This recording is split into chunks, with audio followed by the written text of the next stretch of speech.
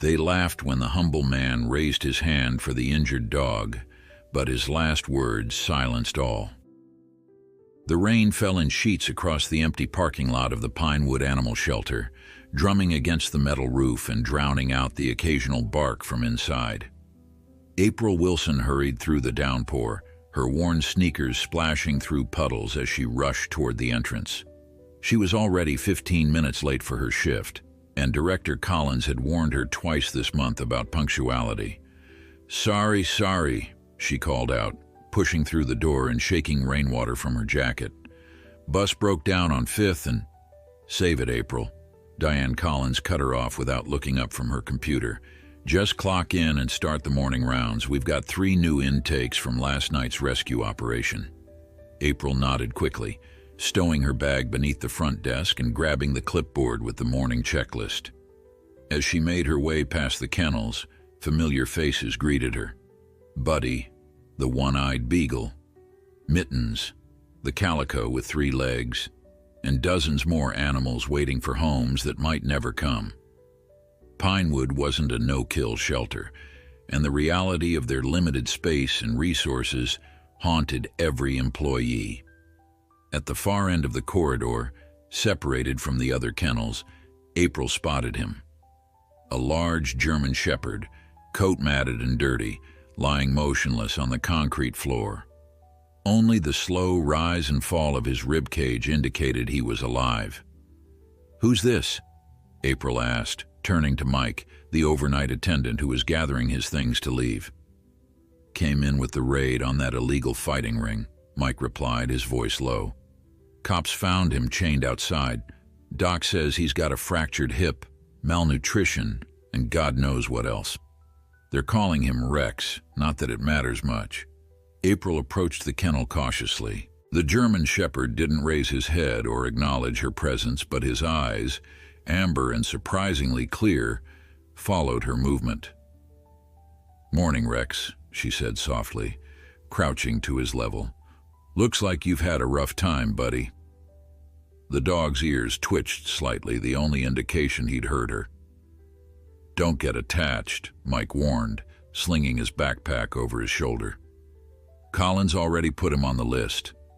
No one's going to adopt a broken fighting dog with medical issues. They'll probably put him down by the end of the week."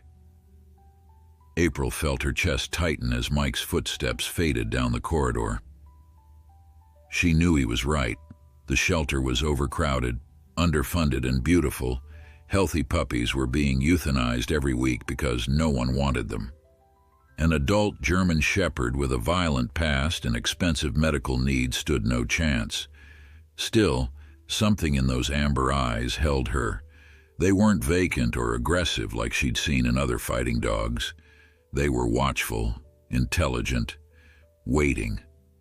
"Well, Rex," she whispered, "let's get you cleaned up a bit, shall we?" Over the next few days, April spent every spare moment with Rex.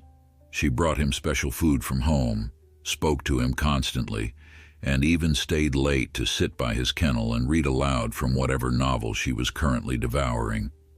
The German shepherd never wagged his tail or showed affection, but April noticed small changes. How he would shift slightly toward her when she approached, the way his eyes would follow her movements around the room. "You're wasting your time," Diane told her bluntly on the 4th day. "We've had 3 potential adopters come look at him, and none were interested once they heard about his background and medical needs. The vet bills alone would be thousands." "He just needs more time," April argued. "He's starting to respond to me. I think he could—" "April."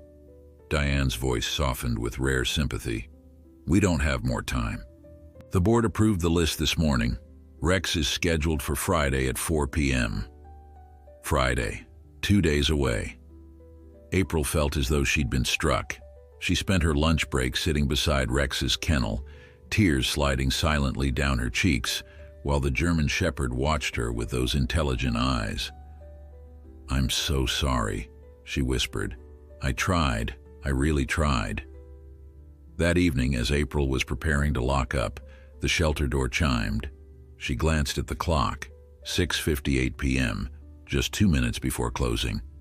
"I'll be right there," she called, quickly wiping her reddened eyes before heading to the front. The man standing in the lobby was not what April expected.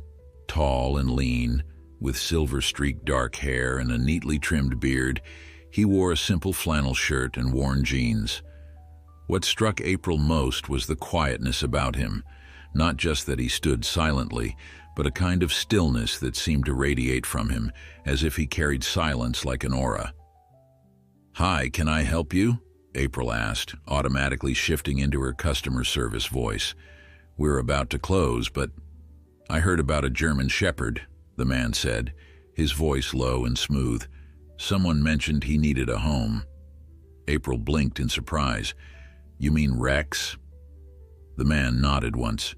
He's not really ready for adoption," April explained hesitantly. "He was rescued from a fighting operation.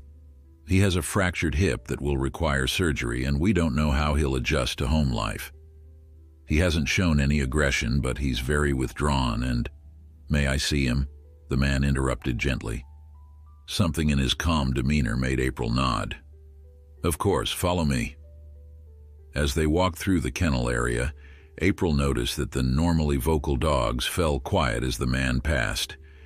Even hyperactive Buddy stopped his constant spinning to watch them walk by.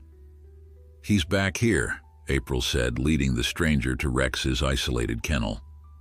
"We've kept him separated because of his injuries and to minimize stress."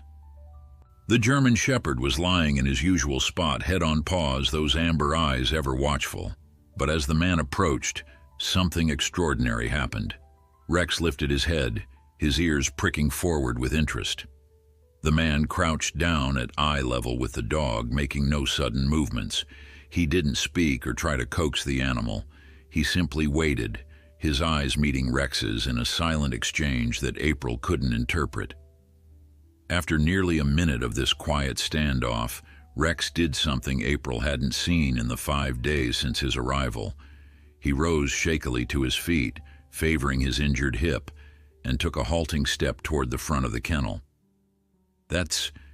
He hasn't done that for anyone," April whispered, amazed. The man didn't respond to her.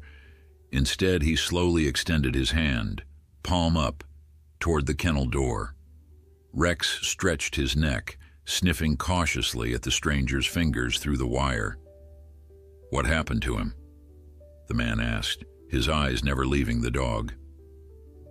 April explained what little they knew, how Rex had been found chained outside a property where dogs were being trained to fight, how the vet suspected he'd been used as a bait dog to train the fighters, how he'd likely been beaten based on his fearful behavior around quick movements. "And no one wants him?" April hesitated. He's scheduled to be euthanized on Friday. Tomorrow," she admitted, her voice cracking slightly. "We don't have resources to keep animals that aren't likely to be adopted, especially ones with expensive medical needs." The man was silent for a long moment, still engaged in that strange, silent communication with Rex. Then, without turning to April, he said, "I'll take him. I'm sorry. I'll adopt him. Today. Now." April stared at the stranger in disbelief. "Sir, I don't think you understand. Rex needs surgery that could cost thousands. He may never fully recover physically and emotionally. Well, we have no idea what kind of behavioral issues might emerge. He might not ever be what most people consider a normal pet." The man finally turned to look at her, and April was struck by the depth in his gray eyes. They reminded her, oddly enough, of Rex's eyes. Watchful, wounded perhaps, but strong. "I understand perfectly," he said quietly. "I'm not looking for a normal pet. I'm looking for him." "You haven't even interacted with him properly," April protested, though she wasn't sure why she was trying to talk this man out of saving Rex's life. "Don't you want to take him out, see how he responds to you?" "That won't be necessary," the man replied. "We've already met."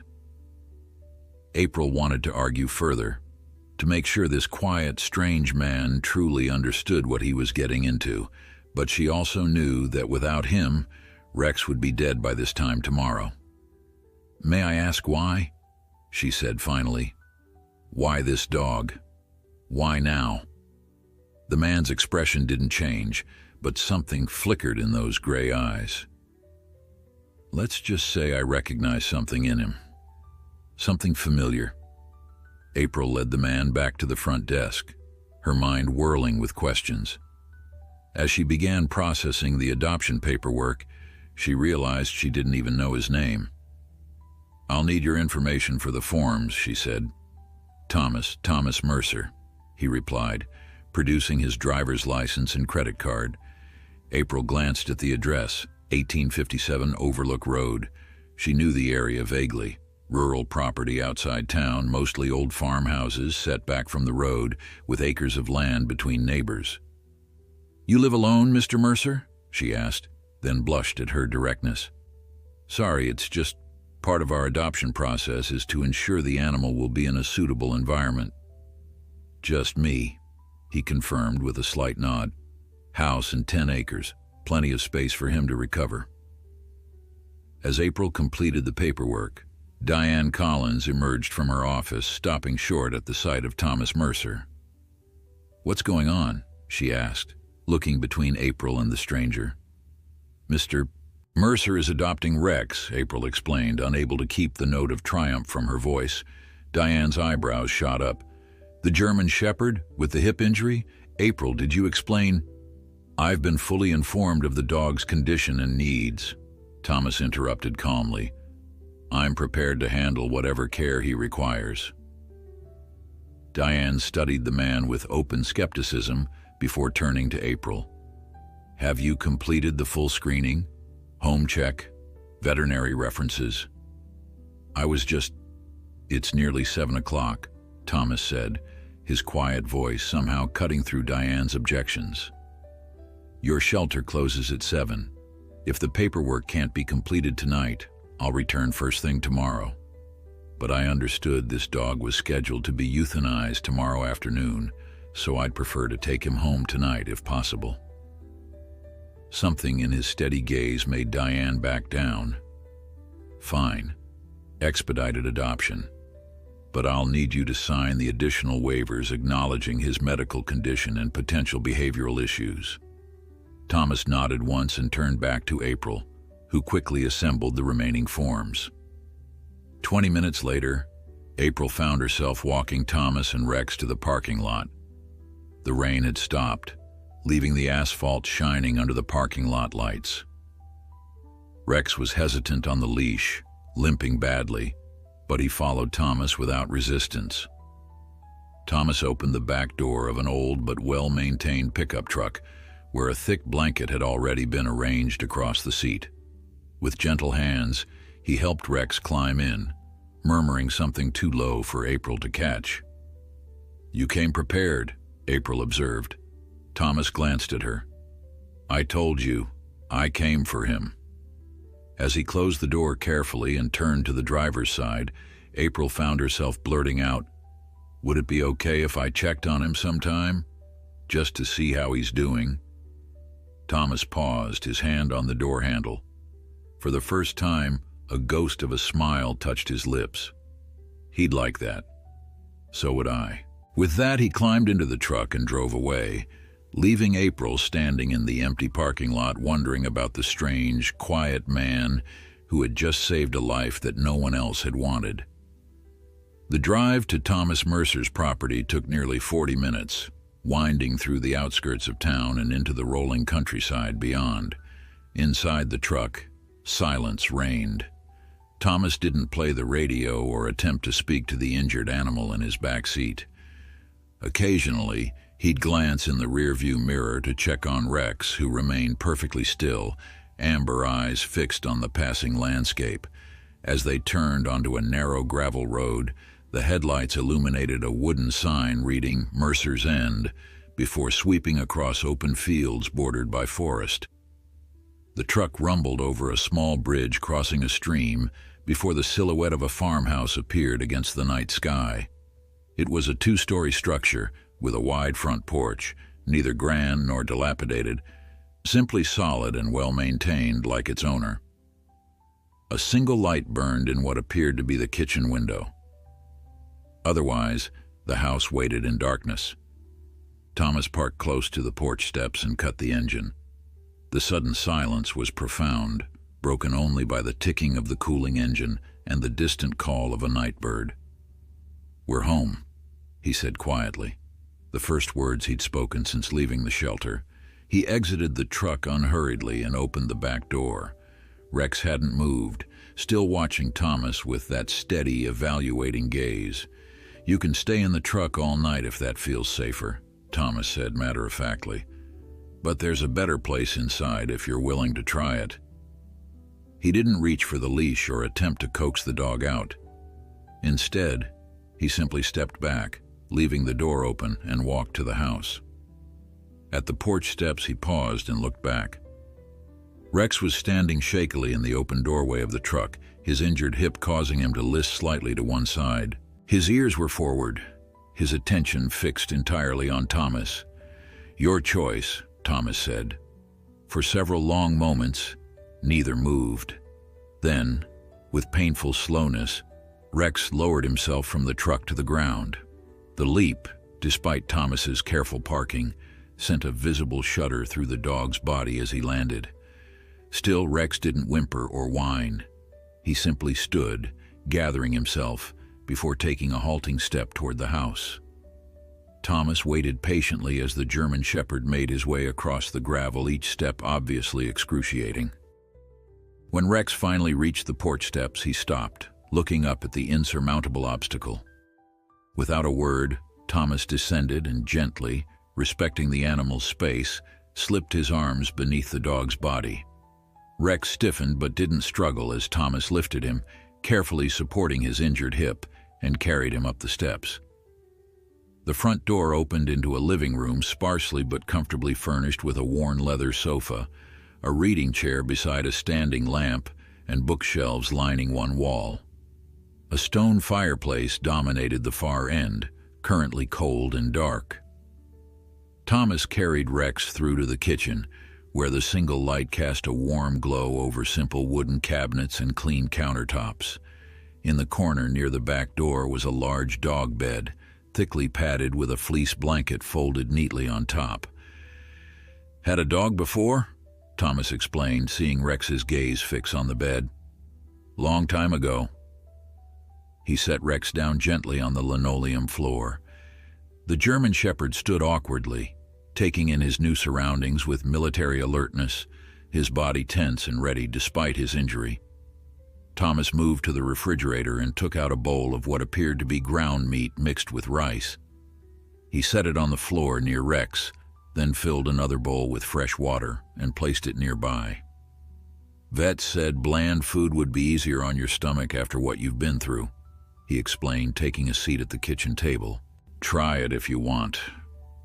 Rex didn't approach the food. Instead, he continued his careful surveillance of the kitchen, noting the back door, the open doorway leading to a darkened hallway, the stairs visible beyond that. Thomas didn't press the issue. He simply sat, one hand resting loosely on the table, and waited. Eventually, he reached for a book that lay nearby and began to read, seemingly unconcerned with whether the dog ate or explored, or simply stood frozen in place all night. The minutes stretched into an hour. Outside, clouds parted occasionally to reveal a waxing moon. Its light filtered through the kitchen window, adding to the gentle glow of the single lamp. Finally, painfully, Rex lowered himself to the floor, still avoiding the dog bed, but allowing himself to rest on the cool linoleum. His eyes, however, never left Thomas. "Smart," Thomas commented, without looking up from his book. "Never drop your guard completely in a new place. Old habits keep us alive." Another hour passed. Thomas read his book. Rex watched Thomas. Neither moved much, each taking the measure of the other in the quiet kitchen. At last, Thomas closed his book and stood, moving slowly and deliberately.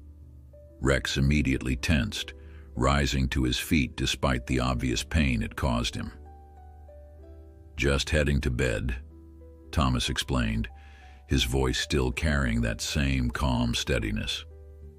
"You're welcome to stay here or explore the ground floor. I don't lock the doors, nothing worth stealing out here, so you could leave if you wanted to." He paused, regarding the German shepherd thoughtfully.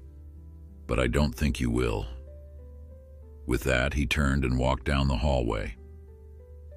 A moment later, the creak of stairs announced his ascent to the second floor. Then silence reclaimed the house. Rex remained standing for several long minutes, listening to the unfamiliar sounds of the old farmhouse, the occasional groan of timber, the soft whisper of wind around the eaves, the steady ticking of a clock somewhere in the darkness. Eventually, the pain in his hip forced him to lie down again. This time, he positioned himself where he could see both the hallway and the back door. The food remained untouched. Sometime in the deep night, when moonlight flooded the kitchen floor, Rex finally lowered his head to his paws and closed his eyes, though his ears remained alert to every sound. Dawn arrived with pale fingers of light stretching across the kitchen floor. Rex opened his eyes immediately at the sound of footsteps on the stairs. He hadn't moved from his spot on the floor, and the food bowl remained untouched. Thomas appeared in the doorway wearing the same flannel shirt and jeans, looking as if he hadn't slept much either. His eyes went first to Rex, then to the untouched food. Without comment, he removed the bowl and emptied it into the trash. He then went about making coffee, his movements economical and quiet. When the coffee was brewing, he took fresh ground meat from the refrigerator, mixed it with rice, and set the bowl down in the same spot as before. "Fresh," he said simply. "When you're ready." He poured his coffee and took a seat at the table, gazing out the window at the brightening day. Rex watched him, still alert, still evaluating. "Should get you to the vet today," Thomas said conversationally, as if continuing a discussion they'd been having. "April, the shelter girl, gave me the name of someone who might look at that hip without charging the price of the farm." Rex's ears twitched at the mention of April, the only familiar reference in this strange new world. "She seemed nice," Thomas continued. "Cared about you. Rare quality these days." He sipped his coffee, his gray eyes distant as he looked out over his property. From the kitchen window, the view encompassed a sweeping meadow leading to a line of trees perhaps a quarter-mile away.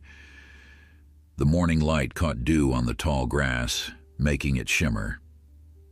"Been a long time since I had company," Thomas said after a while. "Not much of a talker myself. Guess neither are you." He glanced at Rex, who hadn't moved except to track Thomas with his eyes. "That's fine by me. Words are overrated most of the time." Thomas finished his coffee and stood, moving to the sink to rinse the mug. Rex tensed again but remained on the floor. "Got some work to do outside. You stay here and rest. Doctor's appointment's at 2. He paused at the back door, looking back at Rex with an unreadable expression. "Been a long time since I had something to come home to," he said, so quietly it was almost to himself. "Might take some getting used to, for both of us." With that, he stepped outside, leaving the door slightly ajar. Through the opening, Rex could see a workshop about 50 yards from the house, and beyond that, the glitter of what might be a pond, catching the morning light. For several minutes after Thomas left, Rex remained motionless, processing this strange situation. Then, finally, driven by hunger he could no longer ignore, he dragged himself toward the food bowl.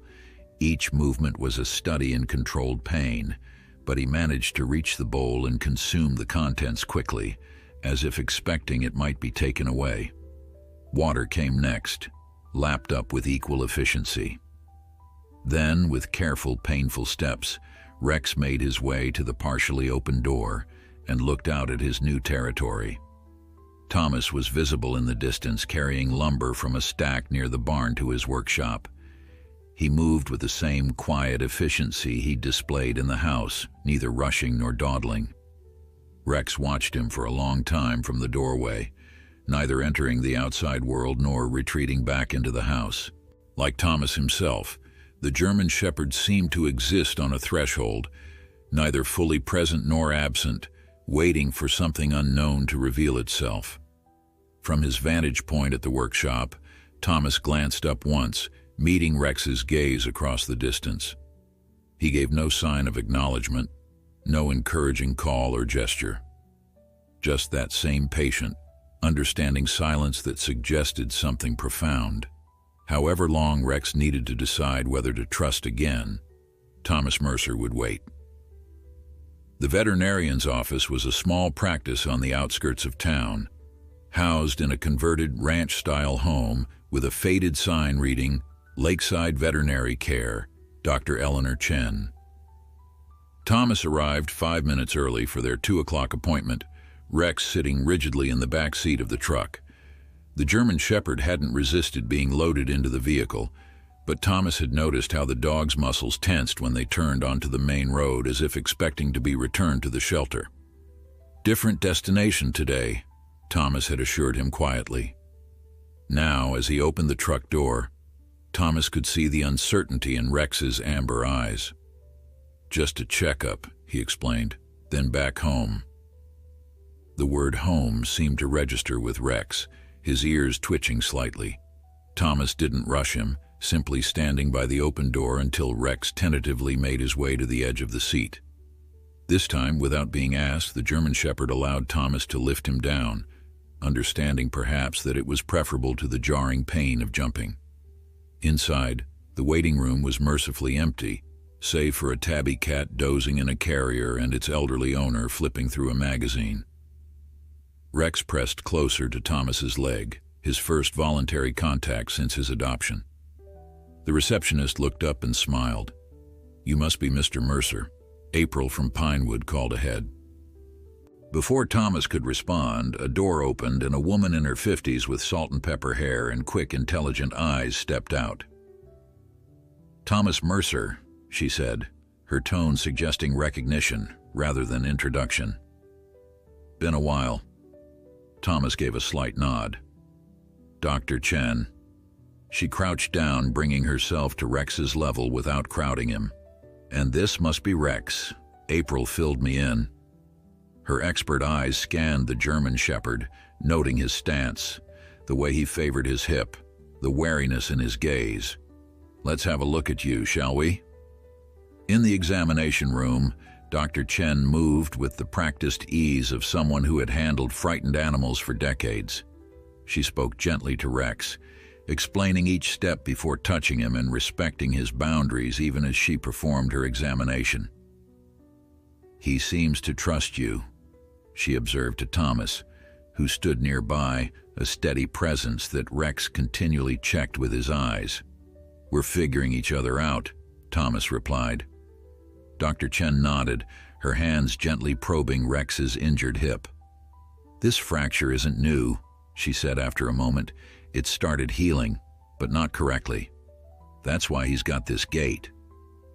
She demonstrated the misalignment with careful fingers. "Surgery would be ideal, but..." "Cost?" Thomas asked simply. "Around 4,000 plus recovery care." Thomas didn't flinch. "When can you do it?" Dr. Chen glanced up, studying his face. "You're serious?" It wasn't a question, but Thomas answered anyway. "He deserves a fair chance." Something passed between the two, an unspoken recognition. "I can schedule him for next week," she said finally. "But Thomas, recovery will be hard. Months of restricted movement, physical therapy, medication. Are you sure?" "Schedule it," Thomas interrupted gently. "We'll manage." While Dr. Chen stepped out to prepare medication and paperwork, Thomas remained with Rex, one hand resting lightly on the examination table near the dog, but not touching him. Rex watched him with those ever-evaluating eyes. "Been through worse," Thomas told him quietly. "Both of us." Dr. Chen returned with pills, detailed instructions, and forms to sign for the upcoming surgery. As Thomas completed the paperwork, she busied herself preparing an injection. "Pain management," she explained to Rex, as if he understood every word.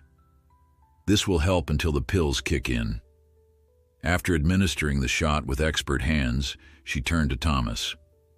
"You know, most people wouldn't invest this kind of money in a dog with his background and issues." Thomas pocketed the pill bottles. "I'm not most people." "No," she agreed, a ghost of a smile touching her lips. "You never were." As they prepared to leave, Dr. Chen placed a hand on Thomas's arm, a familiarity that surprised Rex enough that his ears perked forward. "It's good to see you engaging with the world again, Thomas," she said softly, "even if it's just with a four-legged part of it." Thomas didn't respond, but he didn't pull away from her touch either. Back at the farmhouse, the pain medication had already begun working its way through Rex's system, dulling the sharp edges of his discomfort. For the first time, he was able to take in his surroundings without the veil of constant pain coloring his perceptions. Thomas carried him from the truck into the house, setting him down gently in the kitchen. This time, instead of standing guard near the door, Rex allowed himself to explore a little, limping in a cautious circuit of the ground floor. The house was simply furnished, but clean and well-maintained. The living room bookshelf held volumes ranging from practical farming guides to classic literature, many of them well-worn with cracked spines. A desk in the corner held neat stacks of papers and bills. No photographs adorned the walls or surfaces, no family portraits, no graduation pictures, no wedding snapshots. The only personal touches were a collection of handcrafted wooden items, a small carved bird, a delicate music box, a chess set with intricate pieces. When Rex returned to the kitchen, he found Thomas preparing dinner, a simple meal of grilled chicken and vegetables for himself, and a portion of the chicken set aside for Rex, shredded and mixed with rice.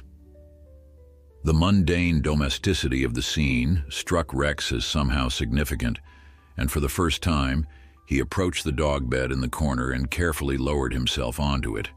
Thomas noticed but made no comment, continuing his quiet food preparation. Only the slightest pause in his movements betrayed his awareness of the milestone. They ate their respective meals in companionable silence, Rex accepting that his food would not be taken away, Thomas reading a book at the table between bites. Outside, the day faded into a spectacular sunset that painted the kitchen in amber and gold, the same rich color as Rex's eyes. "Should rest," Thomas said finally, clearing away the dishes. "Big week ahead of us. Surgery on Wednesday." Rex watched him move around the kitchen, the pain medication making his eyelids heavy. For the first time since his rescue, the constant vigilance that had kept him alive on the streets and in the fighting ring began to slip. His head lowered to his paws, and his eyes closed fully, the steady presence of the quiet man in the kitchen enough to allow him this small surrender to vulnerability. Thomas glanced over, noting the change. Something softened in his gray eyes. Not quite a smile, but a loosening of ever-present tension. He switched off the main light, leaving just the small lamp over the stove burning, and moved to the living room to continue his reading in the armchair. Hours later, in the deep stillness of rural midnight, Rex woke to the sound of movement upstairs. Not the usual creaks and settling of an old house, but the restless motion of someone unable to sleep. Then a voice, Thomas's voice, but different somehow, strained and desperate in a way Rex had never heard before. "No, please. Check again." Rex lifted his head, ears pricked forward, listening to the unfamiliar sound of distress from the strong, silent man who had given him shelter. Sarah. Emma. The names were followed by a sound that pierced through Rex's careful emotional barriers.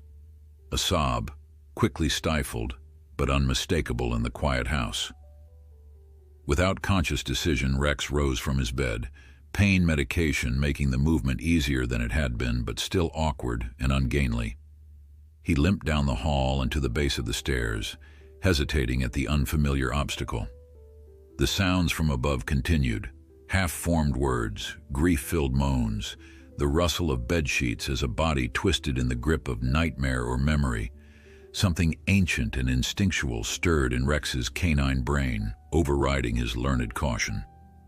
One step at a time, fighting against his damaged hip, Rex climbed the stairs. At the top, he found a hallway with 3 doors, one open to a bathroom, one closed, and one partially ajar with the sound of troubled sleep emanating from within. Rex pushed the door open wider with his nose. In the dim glow of moonlight from the window, he could see Thomas thrashing in his sleep, face contorted in an expression of such raw anguish that it called to something deep within the wounded animal. He approached the bed slowly, uncertainty battling with this new, unexpected impulse. Then, with deliberate intent, he pressed his muzzle against Thomas's outstretched hand. Thomas woke instantly, a soldier's alertness bringing him from sleep to wakefulness in a heartbeat. He stared at Rex in the moonlight, momentary confusion giving way to understanding. "Hey," he said softly, his voice rough with sleep and lingering emotion. He made no move to touch the dog, but his breathing gradually steadied. Rex stood beside the bed, amber eyes fixed on Thomas's face, a silent witness to pain he somehow recognized. "Bad dreams," Thomas explained unnecessarily. He swung his legs over the side of the bed and sat up, running a hand through his silver-streaked hair. "Don't usually have an audience." Rex remained where he was, watching. After a long moment, Thomas extended his hand, palm up, offering, but not insisting. "Thank you," he said simply. It was the first time either had acknowledged needing anything from the other. Rex considered the outstretched hand, weighing trust against experience, hope against history. Then, with deliberate slowness, he moved forward and placed his head under Thomas's palm. Over the following days, a routine began to take shape at Mercer's End. Thomas would rise early, preparing breakfast for himself and a carefully measured meal for Rex. The German Shepherd no longer waited hours before approaching his food, though he still ate with the quick efficiency of an animal accustomed to having meals snatched away. After breakfast, Thomas would work around the property, repairing fences, splitting wood for the coming winter, or tending to the small vegetable garden behind the house. Rex would watch from the porch, his amber eyes following Thomas's movements across the yard. Occasionally, when Thomas worked close to the house, Rex would limp down the steps and settle in the grass nearby, vigilant but increasingly relaxed in the quiet man's presence. In the evenings, Thomas read by the fireplace, sometimes reading passages aloud in his low, steady voice. Rex listened from his bed, which Thomas had moved into the living room, his ears perking at certain words or phrases as if he understood the narrative. On Tuesday, the day before Rex's scheduled surgery, April called to ask if she could visit. Thomas put her on speakerphone while preparing lunch. "I just wanted to see how he's doing," she explained, her voice tinny through the old phone speaker. "Dr. Chen mentioned you'd scheduled surgery and "You're welcome any time," Thomas interrupted gently. "We're home most days." There was a pause on the line. "How about this afternoon, around 4? "We'll be here," Thomas confirmed, glancing at Rex, who had lifted his head at the sound of April's voice. She arrived precisely at 4, her ancient Honda sputtering up the gravel driveway. Rex, who had been dozing on the porch, lifted his head at the sound. His ears pricked forward with recognition as April emerged from the car, carrying a small gift bag. "You look better already," she greeted Rex, approaching slowly and crouching a few feet away, respecting his space. She glanced up at Thomas, who stood in the doorway. "Thank you for letting me visit." Thomas nodded once and stepped aside, inviting her in. April followed, with Rex limping behind, his natural caution temporarily overridden by his familiarity with the shelter worker. In the kitchen, April set down her bag and produced a rubber toy. Thought he might like something to occupy him during recovery, she explained, setting it on the floor for Rex to investigate. The German Shepherd sniffed it cautiously but made no move to take it.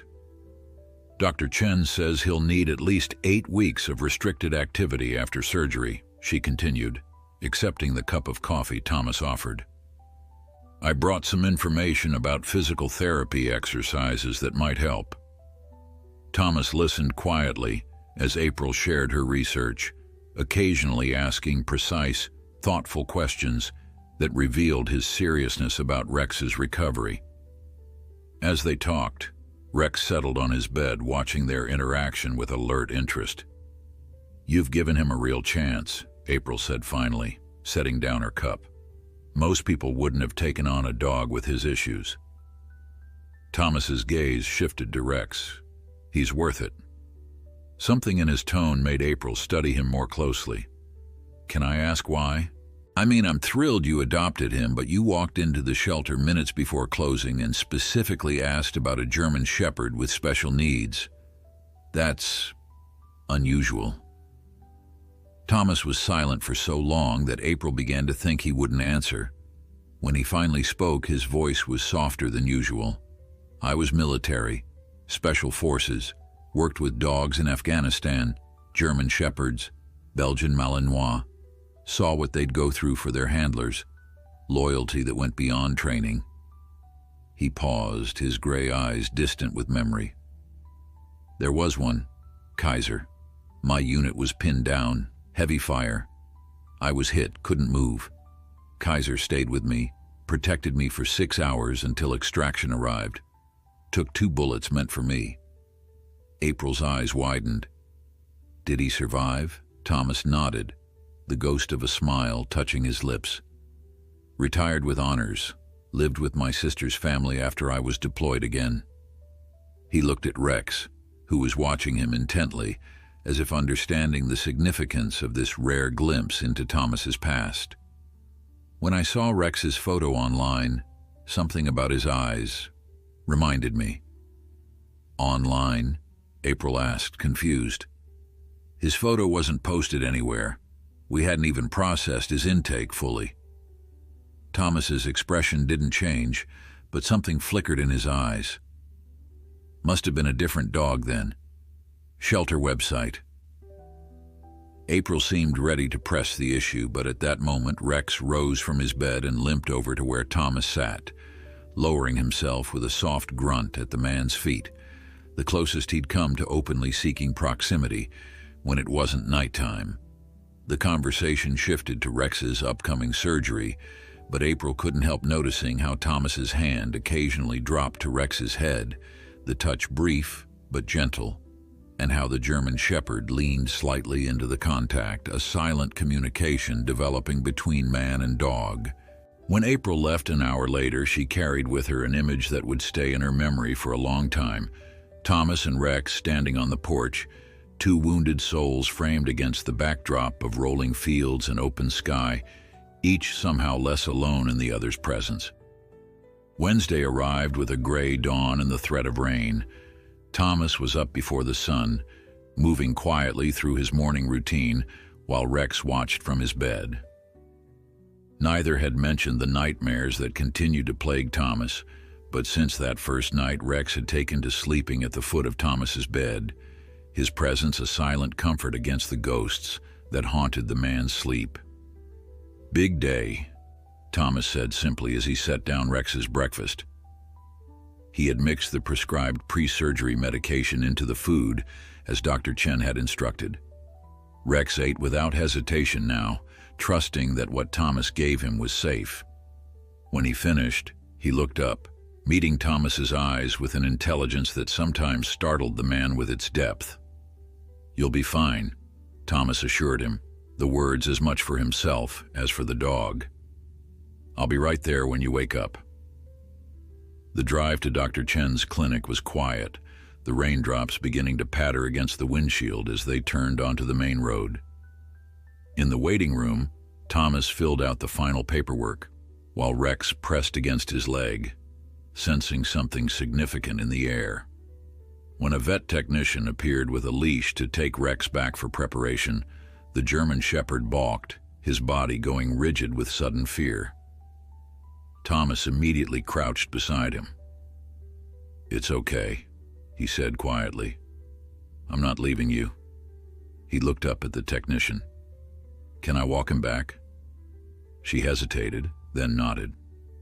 "Of course, Mr. Mercer."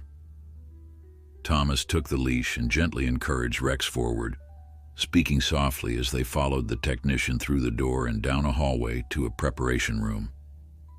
There, Dr. Chen waited, her expression kind but professional. "Morning, Rex," she greeted, then looked to Thomas. "We'll take good care of him. Surgery should take about 3 hours, then recovery for another hour or so before he's ready to go home." Thomas nodded, his hand resting lightly on Rex's back. The German Shepherd was trembling slightly, a vulnerability he rarely showed. "I'd like a moment," Thomas said. Dr. Chen and the technician stepped out, leaving man and dog alone in the sterile room. Thomas knelt in front of Rex, bringing himself to eye level with the animal who had, in just a few days, become something he hadn't expected. A companion, a purpose, a reason to push back against the isolation that had defined his life for too long.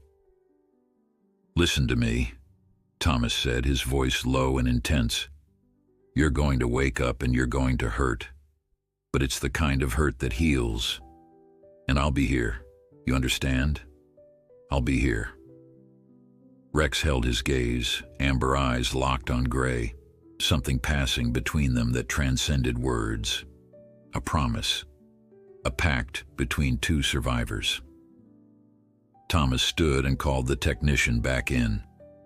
As they prepared to administer the sedative, he kept his hand on Rex's head, a steady anchor until the dog's eyes began to grow heavy and finally closed.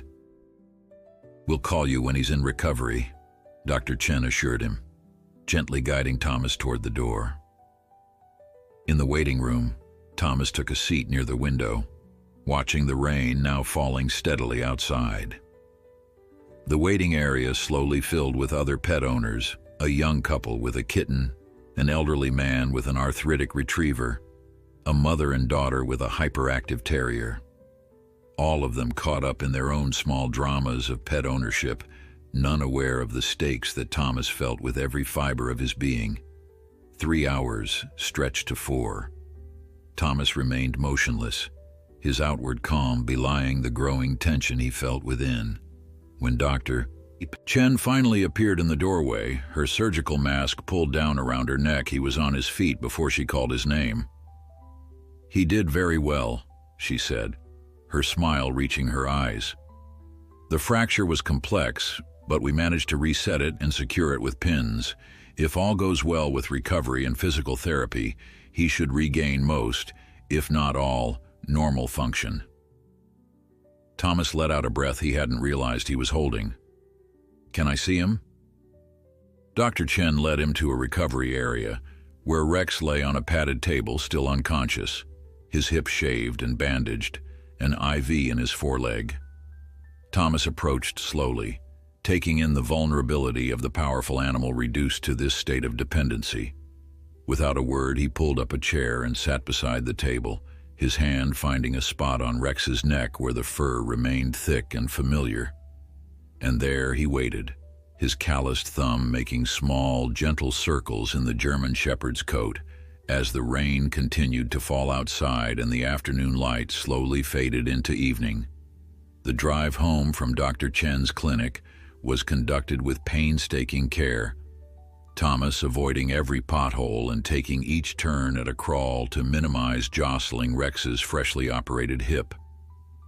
The German Shepherd lay sedated in the back seat on a thick blanket, occasionally whimpering softly as consciousness flickered at the edges of his medicated haze.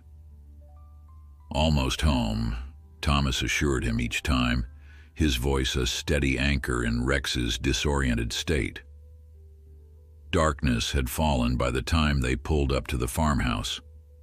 Thomas had prepared before they left, moving Rex's bed to the living room where he could keep a constant eye on him, filling water bowls at strategic locations, and arranging the medications Dr. Chen had prescribed in precise rows on the kitchen counter, each labeled with time and dosage. With infinite gentleness, Thomas lifted Rex from the truck and carried him into the house. The German Shepherd weighed close to 70 pounds, but Thomas bore his weight without strain, his movements slow and deliberate as he navigated through the door and laid Rex on his bed by the fireplace. "Rest now," he murmured, arranging a blanket around the dog's still form. "I'll be right here." True to his word, Thomas spent the night in the armchair beside Rex's bed, dozing fitfully, alert to every sound of discomfort from his canine charge. Twice during the night, he helped Rex outside for necessary relief, supporting the dog's weight as he hobbled on 3 legs, the operated hip held rigidly immobile as instructed. By morning, the sedatives had worn off enough for pain to break through.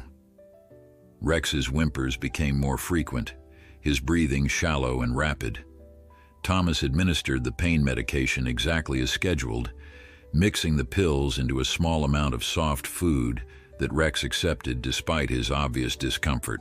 "First day's the hardest," Thomas told him, sitting cross-legged on the floor beside the dog bed. "Gets better from here."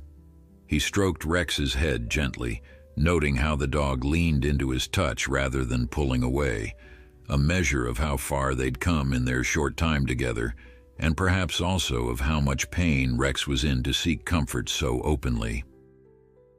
The next 3 days followed a similar pattern. Thomas rarely left Rex's side except for essential tasks, sleeping in the armchair, eating simple meals prepared quickly, and helping Rex outside when necessary. He administered medications with military precision, following Dr. Chen's instructions to the letter. On the 4th day post-surgery, she arrived for a house call, her small SUV bouncing up the gravel driveway mid-morning. "You look exhausted," she greeted Thomas bluntly when he opened the door. "I'm fine," he replied, stepping aside to let her in. Dr. Chen snorted softly. "Still terrible at accepting help, I see." She moved past him to where Rex lay on his bed, her experienced eyes evaluating his condition even as she set down her medical bag. "Hello, handsome," she said to Rex, who thumped his tail weakly in recognition. "Let's see how that hip is coming along." The examination was thorough but gentle. Dr. Chen checked the surgical site, tested Rex's pain responses, and observed his overall condition with professional efficiency. "Healing nicely," she announced finally. "Better than I expected, actually. You've been following the regimen exactly, I take it?" Thomas nodded. "Of course you have." She smiled briefly. "Military precision always was your way." She began repacking her bag, pausing to give Thomas a critical once-over. "Now, what about you? When's the last time you had a full night's sleep or a proper meal?" Thomas shrugged. "I'm fine," he repeated. Dr. Chen sighed. "Thomas, you can't help him if you run yourself into the ground. When Ellie called..." "Eleanor..." Thomas's voice was suddenly sharp, cutting her off. Dr. Chen's expression softened. "Sorry, force of habit." She glanced at Rex, who was watching their interaction with alert interest despite his medicated state. "He's stable now. You can sleep in your own bed tonight. Set an alarm if you need to for his midnight medication." Thomas didn't respond, but his posture remained rigid, something in Dr. Chen's words having triggered a tension that hadn't been there before. "I'll come back next week to remove the stitches," she continued, moving toward the door. "Start the passive range of motion exercises tomorrow, just as I showed you. 5 minutes, 3 times daily. No more, no less." At the door, she paused, her hand on the frame. "Thomas," she said quietly, "it's good what you're doing for him. But remember, recovery is a marathon, not a sprint, for both of you." After she left, Thomas stood at the window for a long time, watching her car disappear down the gravel road. Rex observed him from his bed, sensing the shift in mood but unable to understand its cause. Eventually, Thomas returned to his place beside Rex, though something in his expression had changed. A withdrawal, a guarding of something vulnerable that had briefly been exposed. "Time for your meds," he said, his voice neutral as he prepared Rex's lunchtime pills. The next morning marked 1 week since the surgery.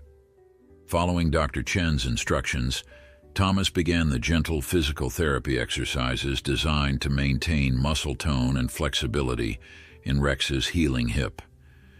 The German Shepherd tolerated the handling stoically, only occasionally tensing when a movement caused discomfort. "Good boy," Thomas murmured, rewarding Rex's cooperation with gentle praise that the dog seemed to value more than any treat. As they finished the first session, a knock at the door startled them both. Rex lifted his head, ears forward, a low growl building in his throat, the first aggressive sound Thomas had heard from him. "Easy," Thomas soothed, rising to his feet. "Let's see who it is." Through the window, he could see April standing on the porch, bundled against the autumn chill, a canvas bag over her shoulder. Thomas relaxed slightly and opened the door. "Hope it's okay to stop by," she said, her breath fogging in the cool air. "I brought some things for Rex." Thomas nodded, stepping aside to let her in. April moved immediately to Rex's bed, crouching nearby but not touching him. "Look at you, brave boy," she said softly. "Dr. Chen told me the surgery went well." "She called you?" Thomas asked, an edge to his voice. April glanced up, noticing his tension. "I check in with her regularly about the shelter animals she treats," she explained. "She mentioned Rex was recovering nicely." She hesitated. "I hope it's okay that I came. I can leave if—" "It's fine," Thomas interrupted, his tone softening. "Rex seems glad to see you." Indeed, the German Shepherd's tail was slowly sweeping across his blanket, his amber eyes fixed on April with what appeared to be genuine pleasure. April smiled and reached into her bag. "I brought some special treats that are easy to digest. Dr. Chen approved them. And a few new toys for when he's feeling better." She produced a soft plush toy and set it near Rex, who sniffed it curiously. "Also," she continued more hesitantly, "I found something you might want to see." She pulled out a folder and handed it to Thomas. Rex's complete file from the shelter, including the police report from the raid where he was found. Thomas took the folder, his expression unreadable. "There's something odd," April said, watching his face. "The police report mentions finding 15 dogs at the property, but only 14 were brought to shelters in the area. And according to the officer's notes, Rex wasn't chained outside like Mike told me. He was found in a locked room in the basement, separate from the other dogs." She bit her lip. "It made me wonder why they'd isolate him like that. So I did some digging." She reached for the folder, flipping to a page near the back. "This is a vet record from 2 years ago, before he ended up in the fighting ring. His name wasn't Rex then. It was Ranger." Thomas finished quietly. April's eyes widened. "How did you know that?" Thomas didn't answer. His gaze had dropped to a small tattoo inside Rex's ear, a series of numbers and letters that had been obscured by dirt and matted fur when the dog first arrived at the shelter, but was now visible after his bath and grooming at the vet's. "Thomas?" April pressed. "What's going on? How did you know his name?" Thomas sat heavily in the armchair, the folder open in his hands, his eyes fixed on a point in the distance that seemed much farther away than the wall of his living room. "Because," he said finally, his voice barely above a whisper, "I was the one who trained him." A heavy silence filled the living room. April stared at Thomas, her expression cycling through confusion, disbelief, and finally dawning comprehension. "You trained him," she repeated. "As in, you were his handler?" Thomas's gaze remained fixed on Rex, who had lifted his head at the change in atmosphere, his amber eyes moving between the two humans with alert interest. "Not exactly his handler," Thomas said finally. "I trained working dogs for special operations, military and law enforcement." He turned the folder toward April, pointing to a notation near the bottom of one page. Ranger was part of a specialized program, dual-purpose canines trained for both tactical operations and explosive detection. April leaned forward, examining the document. "So he was a military dog, but how did he end up?" "He washed out," Thomas interrupted, his voice tight with an emotion April couldn't quite identify. "Too gentle for the work. Wouldn't engage aggressively enough, even when threatened." Rex, or Ranger, as he had once been known, continued to watch Thomas, his ears perked forward as if recognizing something in the cadence of Thomas's voice, a remembered connection from another life. "After the program, he was supposed to be adopted through a service dog placement program," Thomas continued. "Ideal for civilian life, well-trained, non-aggressive, intelligent. Perfect family dog." His mouth twisted slightly. "That was 3 years ago. I left the program 6 months later, retired completely." "So you never knew what happened to him," April said slowly. "But then, how did you know he was at our shelter? You said you saw his picture, but his intake photos weren't posted anywhere." Thomas was silent for a long moment. When he spoke again, his voice had dropped to a near whisper. "Eleanor Chen. She recognized him when you brought him in. The tattoo." He gestured toward Rex's ear. "All our program dogs had them. Registration numbers, batch identifiers. Ellie, Dr. Chen's daughter, worked as a veterinary assistant at the training facility. She knew I'd moved to this area after..." He trailed off, something haunted flickering across his face. "She called you," April finished, understanding dawning. "That's why you showed up right before closing. You came as soon as you heard." Thomas nodded, still watching Rex, who had begun to shift on his bed, distressed by the tension in the room. Thomas immediately moved to the dog's side, his hand coming to rest on Rex's head in a gesture that seemed both comforting and apologetic. "They hurt him," Thomas said, the words barely audible. "Because of what I taught him. Because of what he was." April's brow furrowed in confusion. "What do you mean?" Thomas looked up, his gray eyes suddenly hard. "Think about it. A trained military dog, even one who washed out for being too gentle, is still worth a small fortune to the right buyer. His skills, his obedience, they're valuable, especially to people operating outside the law." Understanding bloomed across April's face. "The fighting ring. They didn't use him as a bait dog. They were training fighting dogs against a military-trained canine," Thomas confirmed grimly, "teaching them to overcome their natural fear of a dominant, trained animal. Ranger, Rex, would have been trained never to harm humans, to respond only to specific commands. Trapped in that basement, unable to understand why humans were suddenly forcing him to fight, setting other dogs on him." His voice broke slightly, and he passed a hand over his face. Rex whined softly and pushed his muzzle against Thomas's arm, a gesture of comfort that brought April close to tears. "When we found him, he was so shut down," she said. "We thought it was just trauma from abuse, but it was more than that. It was betrayal." Thomas nodded, his hand moving gently over Rex's head. "He trusted humans completely. That's how he trained them. Absolute trust in their handlers. And then humans used that trust to torture him." April sat back, processing this revelation. "And now he trusts you. He recognized you somehow, didn't he? That's why he responded to you at the shelter when he wouldn't react to anyone else."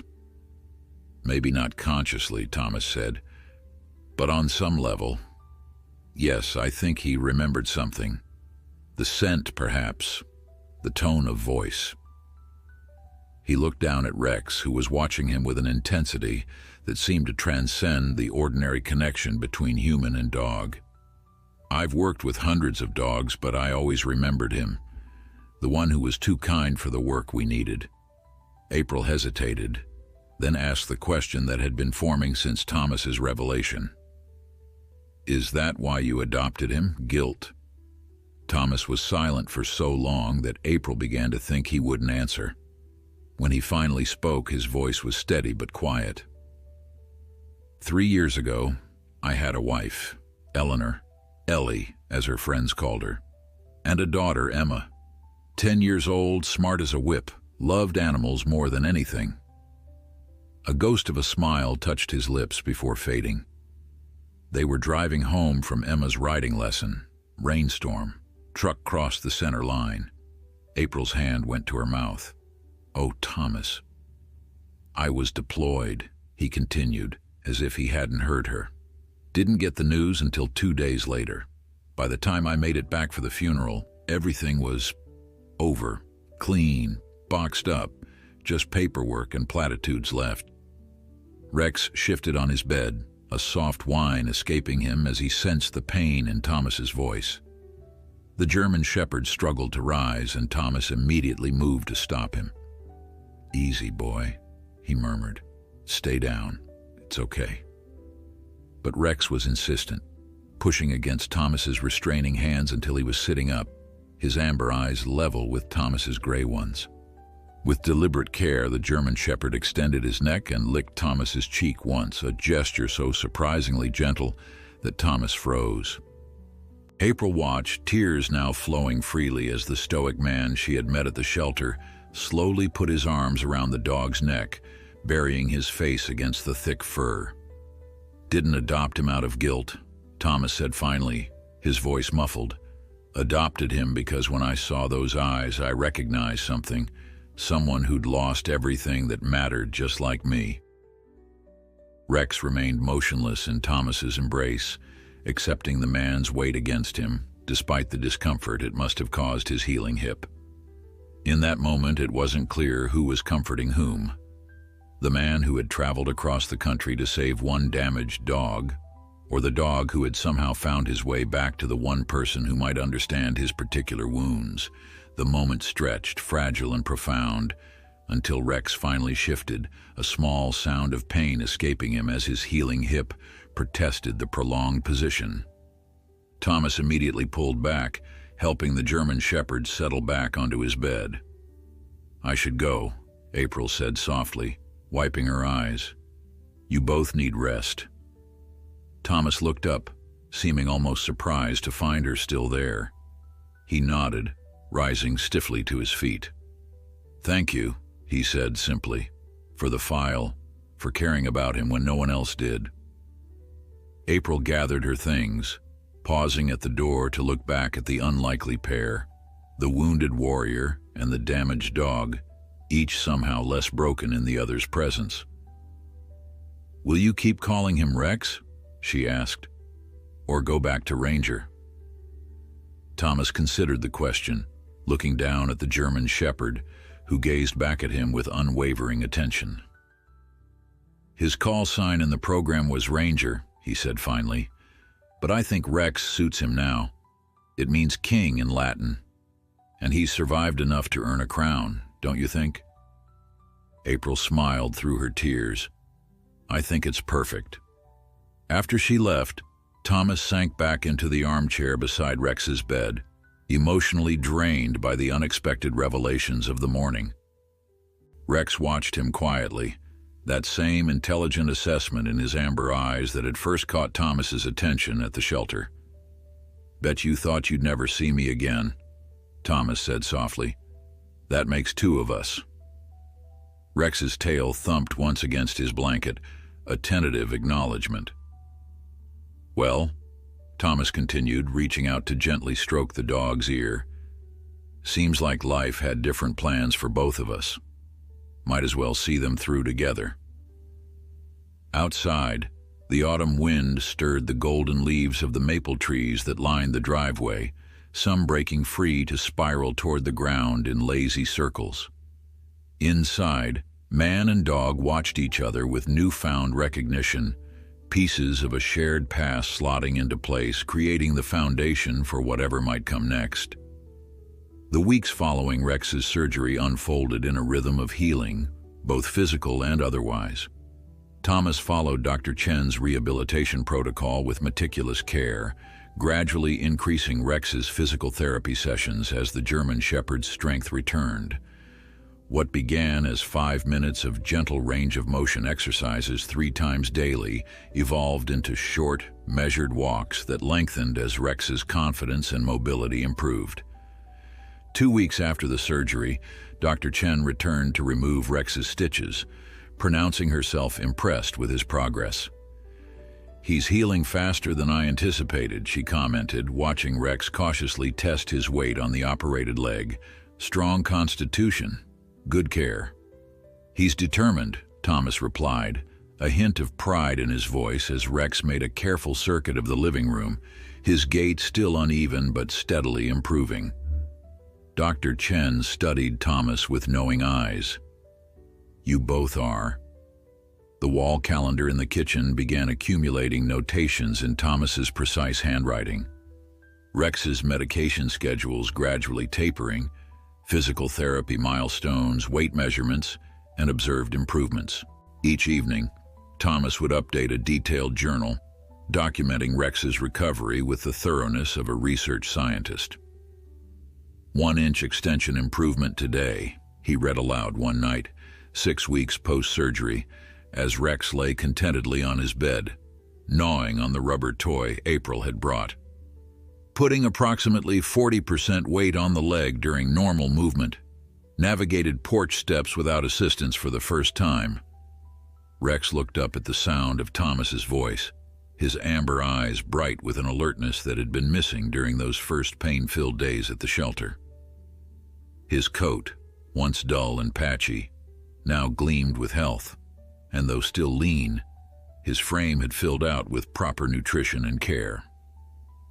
"Good work today," Thomas told him, setting aside the journal.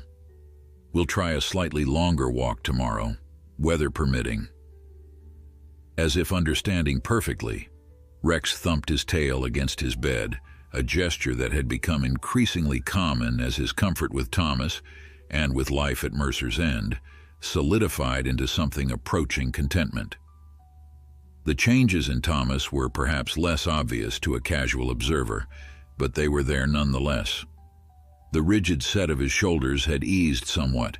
He slept more soundly most nights, the nightmares less frequent. He had begun taking his coffee on the porch each morning, watching the sunrise with Rex at his feet, rather than standing at the kitchen counter alert and ready to move at a moment's notice. Most significantly, Thomas had started talking more, not just to Rex, though their one-sided conversations continued to be a staple of daily life, but to others as well. He exchanged more than brief nods with the cashier at the general store in town. He asked questions during Rex's checkups, rather than simply absorbing information in silence. And when April called to check on Rex's progress, Thomas would sometimes stay on the phone for 10 or 15 minutes, sharing small anecdotes about the German Shepherd's recovery. It was during one such call on a crisp November afternoon that April proposed something unexpected. "I was thinking," she said after Thomas had described Rex's first successful attempt at climbing the full flight of stairs to the second floor, "there's a support group that meets at the community center on Thursdays for people and their pets recovering from trauma." Thomas was silent, and April hurried on. "It's run by a retired vet who specializes in rehabilitation. People bring their animals, mostly dogs, but some cats too. They share experiences, tips. It's very informal." "Rex isn't ready for that kind of stimulation," Thomas said finally, watching the German Shepherd dozing in a patch of sunlight by the window. "Maybe not yet," April conceded, "but it might be good preparation for when he is, and—" She hesitated. "It might be good for you too." Thomas's hand tightened on the phone. "I don't need a support group." "I know you don't need one," April replied, her voice gentle but firm. "But sometimes it helps to talk with people who understand. Who really understand." Thomas didn't commit to anything that day, but the idea planted itself nonetheless, taking tentative root in the back of his mind.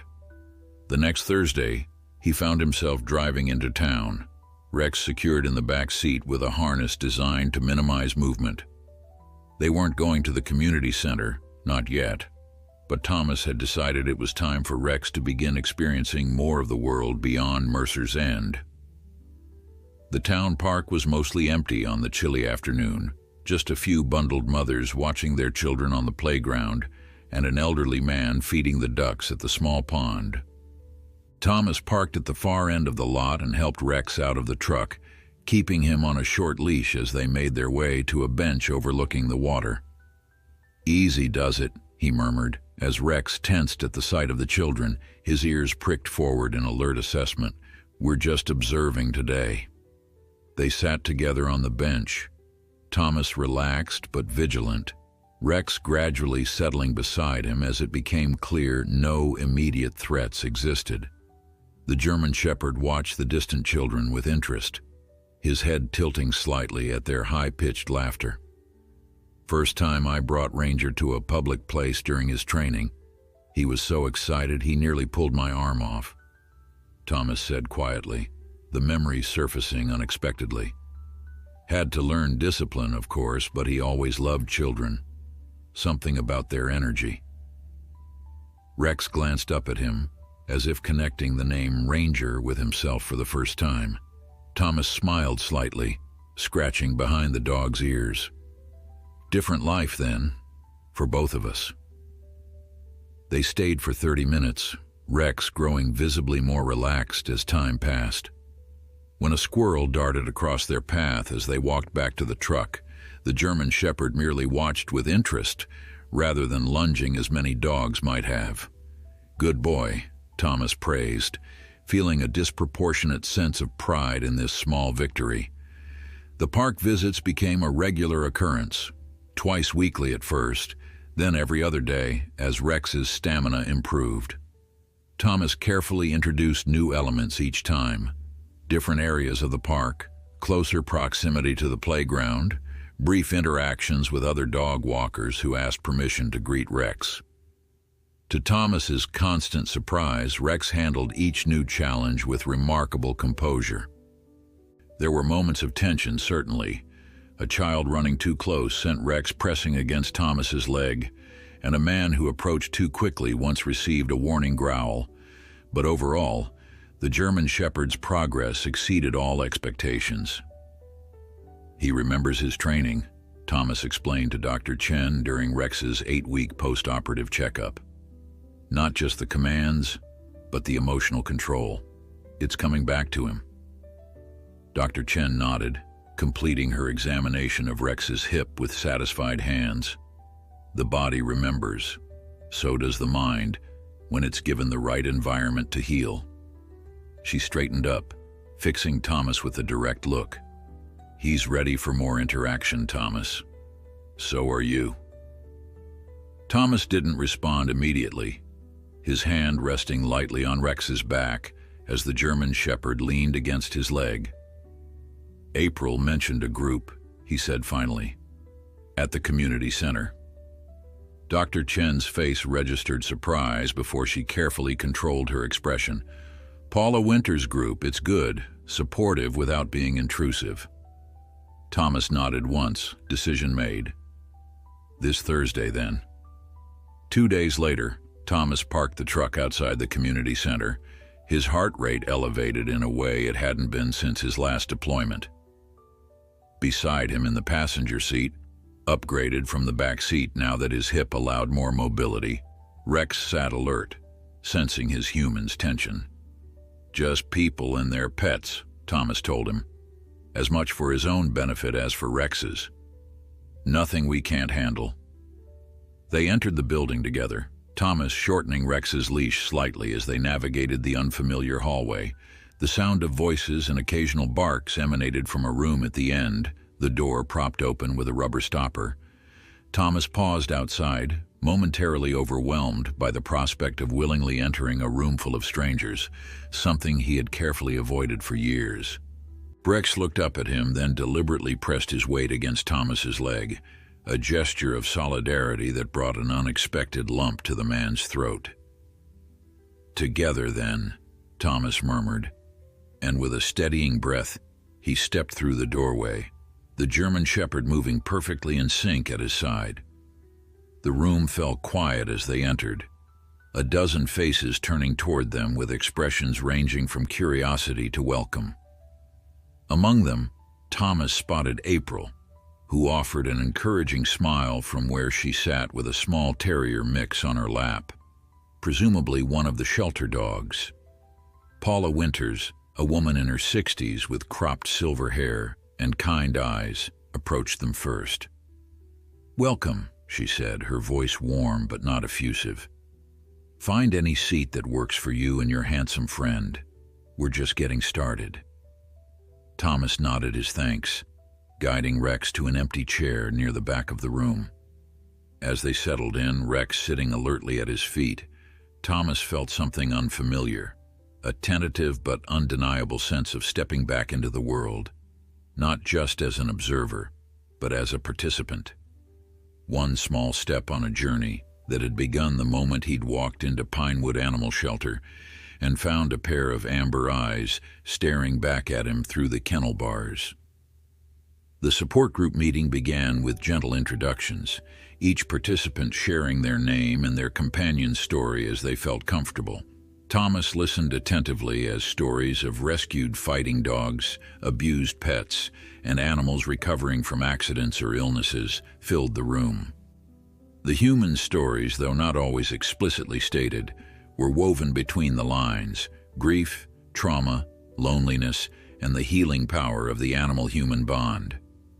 When Thomas's turn came, he cleared his throat, his hand resting lightly on Rex's back. "I'm Thomas. This is Rex." He paused, unaccustomed to speaking about himself in any context, let alone a room of strangers. But Rex pressed against his leg, a warm, solid presence, and Thomas found unexpected words forming. "He was a military-trained dog who ended up in a fighting ring. I adopted him from Pinewood about 2 months ago. He's recovering from hip surgery." Paula nodded encouragingly. "And what brought you to our group today, Thomas?" The question hung in the air. The true answer involved April's gentle persistence and Dr. Chen's knowing looks. But underneath that lay something more fundamental. "Rex deserves a full life," Thomas said finally. "That means more than just physical recovery. It means connection. For both of us, I suppose. It wasn't everything, but it was more than Thomas had shared with anyone besides April in years." Rex looked up at him, amber eyes reflecting something like understanding, and several group members nodded in recognition of the sentiment. "Connection is why many of us are here," Paula affirmed. "Sometimes it's easier to rebuild that through our animals than directly with other people." The discussion continued, flowing naturally through topics of recovery setbacks, behavioral challenges, and small victories. Thomas listened more than he spoke, but he found himself nodding at others' experiences, occasionally offering a brief comment when something particularly resonated. A woman named Marion, who had brought a one-eyed cat named Pirate, shared her frustration with well-meaning friends who didn't understand her devotion to the animal's lengthy recovery process. "They keep saying, 'It's just a cat. Why are you spending so much money and time?'" she explained, her voice tight with emotion. "But Pirate's the reason I get up in the morning. He needs me, and maybe I need him just as much." "I understand that," Thomas found himself saying, surprising even himself. "Rex and we recognize something in each other. Something shared." He hesitated, then added quietly, "Sometimes the ones who've been hurt the most have the most to give." The room fell silent for a moment, the simple truth of his words settling over the group. Paula smiled, her eyes kind, but not pitying. That's exactly what this group is about, Thomas. Thank you for sharing that. After the formal meeting ended, attendees mingled over coffee and simple refreshments. Thomas found himself approached by a middle-aged man with a German Shepherd mix who walked with a prosthetic leg. "Name's Michael," the man offered, extending his hand. "This is Duke. Couldn't help noticing you've got Shepherd experience." Thomas shook his hand, noting the firm grip and direct gaze. "Some." "Military?" Michael asked, gesturing to Thomas's bearing and Rex's disciplined demeanor. Thomas nodded once. "Thought so. Marines myself. Afghanistan, 2010. Michael didn't elaborate on the circumstances of his injury, and Thomas didn't ask. "Duke here helps me keep my balance physically and otherwise." They fell into easy conversation about German Shepherd training techniques, the particular challenges of rehabilitation, and eventually, almost imperceptibly, the adjustment to civilian life after service.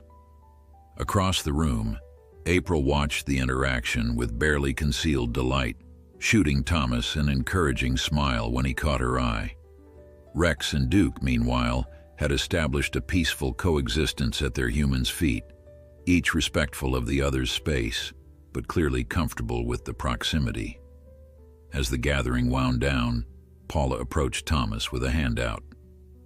"Information about upcoming sessions," she explained. "We meet every Thursday. No pressure to come every week, but you're welcome whenever you can make it." Thomas accepted the paper with a nod of thanks. "You and Rex added something valuable to our group today," she continued. "Sometimes those of us who speak the least have the most important things to say." On the drive home, a light snow began to fall, the season's first flakes swirling in the truck's headlights. Thomas glanced at Rex in the passenger seat, the German Shepherd's profile outlined against the darkness outside. "What did you think?" he asked, not expecting a response, but comfortable enough in their companionship to voice the question. "Might be worth going back." Rex turned to look at him, a quiet assessment in his amber gaze that seemed to convey agreement. Thomas reached over to briefly touch the dog's head, a gesture that had become natural between them. The following week brought the first significant snowfall of the season, blanketing Mercer's End in 6 inches of pristine white. Thomas woke to find Rex standing at the bedroom window, transfixed by the transformed landscape. "Never seen snow before, have you?" Thomas remarked, remembering that Rex's training had taken place in the Southwest. "Different world out there now." After breakfast, they ventured outside together, Rex stepping cautiously into the unfamiliar substance. He sniffed it experimentally, then looked to Thomas with what could only be described as surprise when his nose contacted the cold surface. "Go on," Thomas encouraged, gesturing toward the open field. "It won't hurt you." Rex took a tentative step, then another, his paws crunching in the fresh snow. Suddenly, something seemed to click, some primal canine instinct awakening, and the German Shepherd bounded forward, his stiff hip all but forgotten as he plowed through the snow, sending up plumes of white powder. Thomas watched, a smile breaking across his face, a genuine, unrestrained expression of joy that would have been unrecognizable to anyone who had known him in the months before Rex entered his life. The German Shepherd ran in wide circles, occasionally burying his nose in the snow or leaping to catch a falling flake. "Careful of that hip," Thomas called, though he made no move to curtail Rex's enthusiasm. Dr. Chen had cleared the dog for normal activity the week before, and this uninhibited play was perhaps the best therapy imaginable. When Rex finally returned to Thomas's side, his coat dusted with snow and his tongue lolling in a doggy grin, Thomas crouched to ruffle the thick fur around his neck. "Having fun, are we?" Rex responded by shaking vigorously, sending snow flying in all directions, including directly into Thomas's face. For a moment, The German Shepherd seemed almost to freeze, as if uncertain how this transgression would be received. Then Thomas did something he hadn't done in years. He laughed, a genuine belly-deep sound that startled them both. Rex's ears perked forward at the unfamiliar noise, his head tilting in canine curiosity. "You did that on purpose," Thomas accused without heat, wiping snow from his face.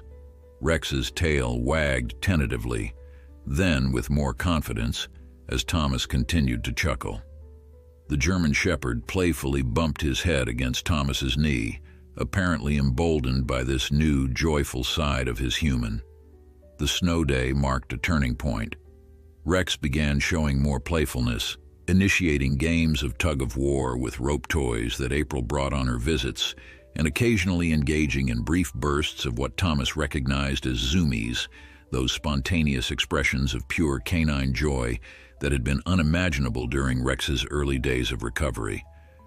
More surprising was the effect on Thomas. He found himself smiling more, speaking more, even humming occasionally as he worked around the property. When Michael from the support group called to invite him to a veterans coffee meetup, Thomas hesitated only briefly before accepting. "Progress on all fronts," Dr. Chen observed during Rex's final scheduled checkup. "I'd say you're both exceeding expectations." Thomas nodded, watching as Rex calmly allowed the veterinarian to manipulate his fully healed hip without complaint. "He's a remarkable animal." "And you're a remarkable human, Doctor," Chen replied, straightening up. "You've given each other exactly what you needed." December arrived, bringing with it holiday decorations in town and a palpable shift in energy at the Thursday support group meetings, which Thomas and Rex now attended regularly. Paula announced a special holiday gathering for the group to be held at her farm just outside town. "Potluck style," she explained, distributing invitations. "Family and friends welcome. Plenty of space for the animals to play, weather permitting." Thomas stared at the cheerful invitation in his hand, a complex mix of emotions rising within him. It had been years since he'd celebrated any holiday, the memories of Christmases with Ellie and Emma too painful to revisit. "No pressure," Paula added quietly, noting his hesitation. "But you and Rex would be missed." That evening, as Thomas sat in his armchair by the fire, the invitation on the side table beside him, Rex approached and rested his chin on Thomas's knee, a gesture that had become his way of sensing and responding to his human's emotional state. "What do you think?" Thomas asked, his hand automatically moving to stroke the German Shepherd's head. "Ready for a party?" Rex's amber eyes held his, steady and clear, as if to say, "If you are, I am." Paula Winter's farm was a picturesque property a few miles outside town, with a sprawling ranch house, a red barn, and several fenced pastures where horses grazed even in the winter chill. As Thomas turned his truck up the long driveway, Christmas lights twinkled along the fence line, and smoke curled invitingly from the stone chimney. "Quite the welcome," Thomas commented to Rex, who sat alertly in the passenger seat, ears forward as he took in the unfamiliar surroundings. The German Shepherd had come a long way from the traumatized animal who had tensed at every new experience. Now he approached novel situations with cautious interest rather than fear. Thomas parked among a dozen other vehicles and reached for the covered dish on the back seat, a simple apple pie he'd baked that morning following his mother's recipe, something he hadn't attempted in years. Rex waited patiently while Thomas clipped on his leash, though it had become largely ceremonial. The dog rarely strayed from Thomas's side even when unrestrained. They were greeted at the door by Paula, who wore a festive sweater and a warm smile. "Thomas, Rex, so glad you could make it." She accepted the pie with genuine appreciation. "Homemade? You've been holding out on us, didn't mention you were a baker." Thomas shrugged, uncomfortable with the praise but not entirely displeased. "Just followed a recipe." The house was alive with conversation and laughter, Christmas music playing softly beneath it all. Support group members mingled with their families and pets in the large, open-plan living area, which had been arranged to accommodate both human and animal guests comfortably. Michael spotted them from across the room and made his way over, Duke at his side. "You made it," he said, clapping Thomas on the shoulder. "Wasn't sure you would." "Neither was I," Thomas admitted, surprising himself with his honesty. "Well, I'm glad you did.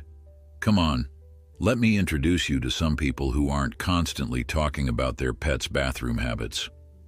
As Michael led him through the gathering, introducing him to other veterans and their families, Thomas found himself engaging in conversations that would have been unthinkable months ago.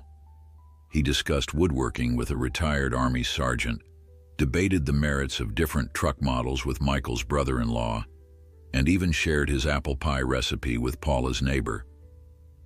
Rex, meanwhile, navigated the social complexities of the animal attendees with equal grace. He established clear boundaries with an exuberant Labrador, showed gentle tolerance toward Pirate, the one-eyed cat who surveyed the proceedings from a bookshelf, and formed what appeared to be a genuine friendship with Duke, the two German shepherds eventually settling side by side near the fireplace. April arrived an hour into the gathering, bringing with her a shelter colleague and a tin of homemade dog treats. Her face lit up when she spotted Thomas in conversation with Michael's family. "Look at you," she said warmly when she made her way to him. "Social butterfly." Thomas raised an eyebrow, but there was a hint of amusement in his expression. "Hardly." "Progress, not perfection," April quoted one of Paula's favorite sayings. She glanced around the room, taking in the comfortable intermingling of people and animals. "Amazing what can happen in just a few months, isn't it?" Thomas followed her gaze to where Rex lay by the fire. The transformation was indeed remarkable, from an emaciated, terrified dog scheduled for euthanasia to this confident, healthy animal peacefully dozing in a room full of strangers. "It is," he agreed quietly. April studied his face, noting the subtle changes there too, the slight softening around his eyes, the reduced tension in his jaw. "You know, when you first walked into the shelter, I never imagined we'd end up here." "Is that so?" Thomas said, something in his tone suggesting he wasn't entirely surprised. April nodded. "I thought you were, well, honestly, a bit strange. The quiet man who appeared out of nowhere for a dog no one wanted. And now? Now I think Rex may be the luckiest dog in the world," April said simply. "And I'm starting to think you might feel the same way about yourself." Before Thomas could respond, Paula called for everyone's attention, announcing it was time for the annual holiday gift exchange. Each support group member had brought a small gift for another, names drawn at random weeks earlier. Thomas had pulled Marion's name and, after careful consideration, had crafted a small wooden stand for her cat's food and water bowls, with Pirate's name carved along the edge. Now he watched as she unwrapped it, her eyes widening with delight. "This is beautiful," she exclaimed, running her fingers over the polished wood. "Did you make this?" Thomas nodded, unexpectedly pleased by her reaction. "Thought it might be useful." "It's perfect," Marion said, her eyes bright with emotion. "Thank you for understanding that Pirate isn't just a cat." Thomas's own gift came from Paula herself, a handsome leather lead for Rex with both his names, Rex and Ranger, tooled into the material. "Thought he deserved something that honors both parts of his journey," Paula explained as Thomas examined the craftsmanship. "It's thoughtful," Thomas said, finding the word inadequate for the emotion the gift stirred in him. "Thank you." As the evening progressed, the gathering moved outdoors for a bonfire in Paula's large fire pit. Wrapped in winter coats and scarves, the group formed a circle around the dancing flames, sharing stories and toasting marshmallows under a clear, star-filled sky. Rex pressed close to Thomas's side, his warm presence a constant comfort in the December chill. Michael settled onto the bench beside Thomas, offering him a steaming mug of cider. Good party? Thomas nodded, his eyes on the fire. Better than I expected. Isn't everything these days? Michael commented, glancing meaningfully at their respective dogs. Funny how life works out sometimes. One minute you're at rock bottom, the next you're at a Christmas party toasting marshmallows. Thomas finished for him with the ghost of a smile. Michael chuckled. Exactly. He was quiet for a moment, then said, Paula mentioned you've got some woodworking skills. That cat stand was impressive. Just a hobby? Thomas shrugged. Well, my sister runs a pet boutique in the city. She's always looking for unique handmade items. Might be something to think about. Thomas looked up from the fire, a question in his eyes. Just saying, Michael continued.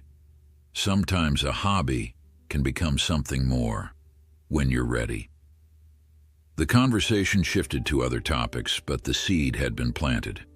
As Thomas watched Rex interacting calmly with the other dogs around the fire, a new possibility began to take shape in his mind. Not just recovery and healing, but perhaps something beyond that.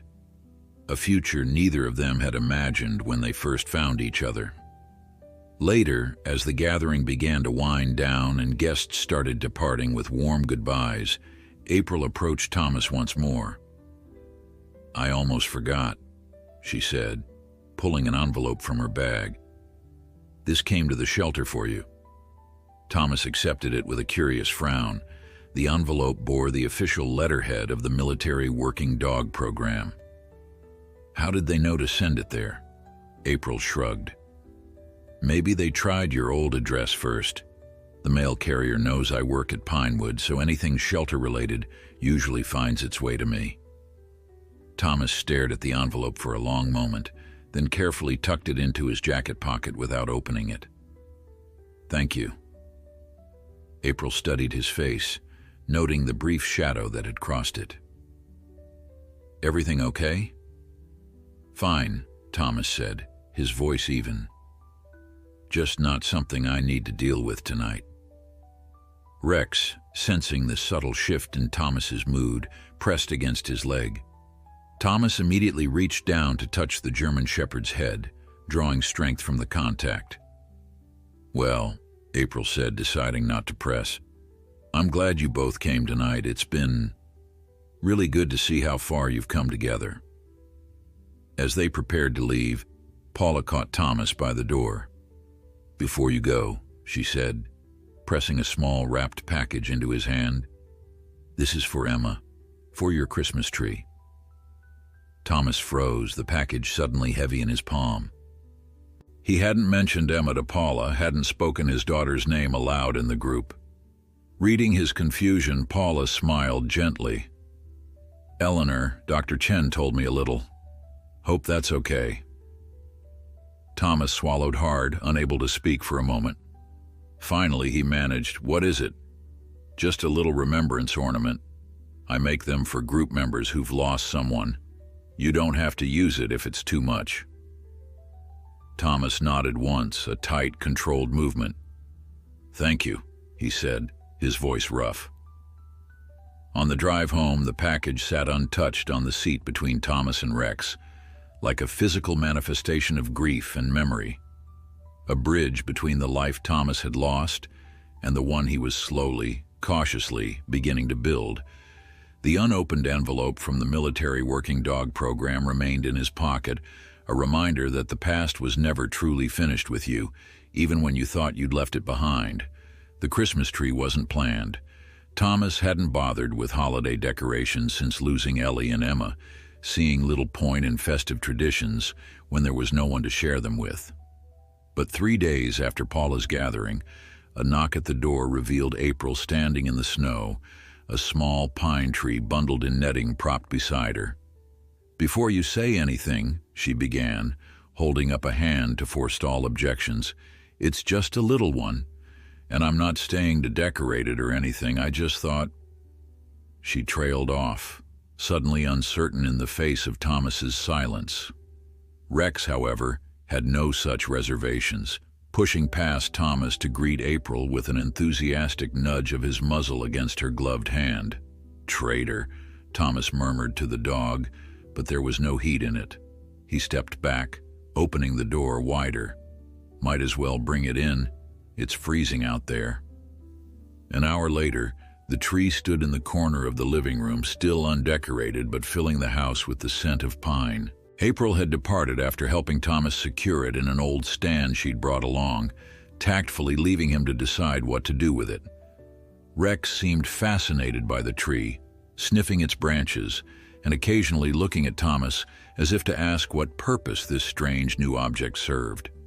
"Don't look at me," Thomas told him. "This wasn't my idea." But that evening, after a simple dinner, Thomas found himself opening a storage tub he'd carried from house to house since the accident but never unpacked. Inside were the Christmas ornaments he and Ellie had collected throughout their marriage, the small wooden train Emma had painted in kindergarten, the glass snowflake from their honeymoon in Vermont, the hand-carved angels Thomas's father had made. Rex watched from his bed as Thomas carefully unwrapped each item, memories unfolding with the tissue paper. The German Shepherd seemed to sense the gravity of the moment, his amber eyes tracking Thomas's movements with quiet attentiveness. When Thomas finally reached the bottom of the box, he found a small photo album he'd forgotten existed. Inside were pictures of Christmas mornings. Emma in pajamas surrounded by torn wrapping paper, Ellie laughing as she modeled a horrible sweater from her mother, the three of them in front of their tree, year after year, the decorations changing but their smiles constant. Thomas sat on the floor beside the box, the album open in his lap, a physical weight that matched the heaviness in his chest. Rex rose from his bed and padded over, settling beside Thomas with a soft whine. 3 years, Thomas said, his voice barely above a whisper. 3 years, and I still expect to hear her running down the stairs on Christmas morning. Rex pressed closer, his warm presence anchoring Thomas to the present, even as memories pulled him toward the past. From his pocket, Thomas withdrew the still unopened package from Paula, the ornament for Emma. With careful fingers, he unwrapped it to reveal a delicate crystal star, Emma's name and dates etched in elegant script, with the words, "Forever in our hearts," beneath. "What do you think, Rex?" Thomas asked, holding the star up so it caught the light from the lamp. "Too much?" The German Shepherd studied the ornament, then looked at Thomas with those intelligent eyes that seemed to understand far more than any animal should. "Yeah," Thomas said, as if Rex had spoken. "I think so too." Rising stiffly from the floor, Thomas approached the tree and carefully hung the crystal star on a prominent branch. Then, one by one, he began adding the other ornaments from the box, not all of them, but a select few that sparked memories he found he could finally bear to revisit. Last to be unpacked was a faded construction paper ornament in the shape of a dog, clearly made by a child's hand. "Daddy's best friend" was written across it in crayon. "Emma made this the year she decided we needed a dog," Thomas explained to Rex, who watched the process with fascinated attention. "Ellie was allergic, so we compromised with goldfish." He smiled faintly at the memory. Not quite the same. He hung the paper dog beside Emma's crystal star, then stepped back to survey the now partially decorated tree. It wasn't much as Christmas trees went. No lights, no garland, just a handful of ornaments that represented a life he'd once had and lost. But it was a beginning. "What do you think?" he asked Rex. "Needs something, doesn't it?" The next morning, Thomas drove into town with a specific purpose in mind. At the general store, he purchased simple string lights and a length of wooden beads to serve as garland. Then, on impulse, he stopped at the local craft shop and bought modeling clay in several colors. That afternoon, as snow fell gently outside the farmhouse windows, Thomas sat at the kitchen table, Rex watching curiously from his usual spot near the door. With careful hands, Thomas molded the clay into the shape of a German shepherd, paying particular attention to the alert ears and intelligent eyes. When the basic form was complete, he pressed Rex's new dog tag into the clay to leave an impression of his name, then added the date, December 2023. "Not exactly fine art," Thomas told Rex as he pierced the top of the ornament with a metal hook, "but it'll do." After the clay ornament had been placed in the oven to harden, Thomas finally reached for the envelope from the military working dog program that had been sitting untouched on the kitchen counter since Paula's party. Whatever it contained, he decided it was time to face it. Inside was a formal letter of notification.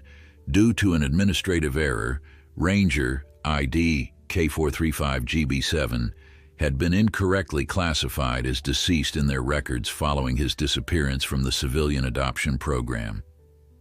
They had recently been notified of his recovery and were writing to officially transfer ownership to Thomas Mercer, his original trainer, with grateful acknowledgement of the care and rehabilitation provided. Attached was a complete copy of Ranger's service record, including training evaluations, many written in Thomas's own hand, and a formal commendation for his work in explosive detection that had saved countless lives before he was deemed too gentle-natured for combat zones. "Administrative error," Thomas repeated softly, an edge of bitter irony in his voice. A bureaucratic oversight that had allowed a highly trained military dog to slip through the cracks and end up in a fighting ring. How many others had been lost to similar errors? Rex, hearing the tension in Thomas's voice, came to stand beside him, pressing his weight against Thomas's leg in the way that had become his method of offering comfort. "It's okay, boy," Thomas assured him, his hand finding the spot behind Rex's ears that the dog particularly enjoyed. "We found each other anyway, didn't we?" When the clay ornament had cooled, Thomas painted it with careful attention to detail, capturing Rex's coloring and even the slight hint of gray around his muzzle. Then, with a fine brush, he added one final touch, a small crown on the German shepherd's head. "Rex," he explained when the dog tilted his head quizzically. "It means king in Latin, remember?" That evening, Thomas added the lights and wooden bead garland to the tree, then hung Rex's ornament on a central branch, where it caught the light alongside Emma's star. The effect was oddly harmonious, past and present coexisting in a way that felt right rather than painful.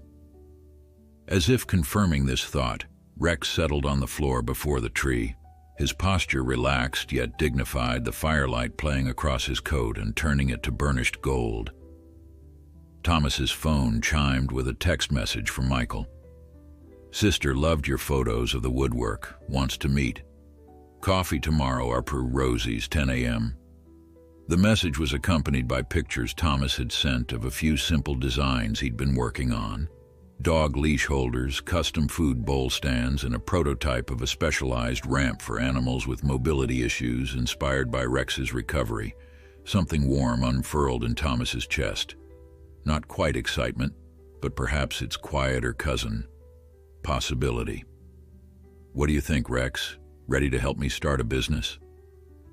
Rex's tail thumped against the floor, his amber eyes reflecting the twinkling lights of the Christmas tree. The very picture of contentment. Thomas settled into his armchair, the day's tensions easing from his shoulders as he watched the dog who had changed everything. Outside, snow continued to fall, blanketing Mercer's End in pristine white, covering the old while making space for something new to emerge when the season turned. In the quiet of the farmhouse, with Rex at his feet and memories both bitter and sweet surrounding him on the tree, Thomas felt something he had thought was lost to him forever. Peace. Not the empty peace of isolation he'd sought after losing Ellie and Emma, but the genuine peace that comes from facing grief and finding a way forward despite it. No one had wanted the injured German shepherd with the violent past and expensive medical needs. No one except the quiet man who recognized in those amber eyes a pain that matched his own, and in doing so, found not only a companion, but a path back to life itself. "Merry Christmas, Rex," Thomas said softly. The German shepherd raised his head, meeting Thomas's gaze with the unwavering loyalty and understanding that had been there from the beginning. In that look was everything: their shared past, their hard-won present, and the promise of a future neither had dared imagine when they first found each other in a shelter at closing time. Outside, the snow fell. Inside, the lights twinkled. And in the space between heartbeats, two wounded souls continued the journey of healing, together.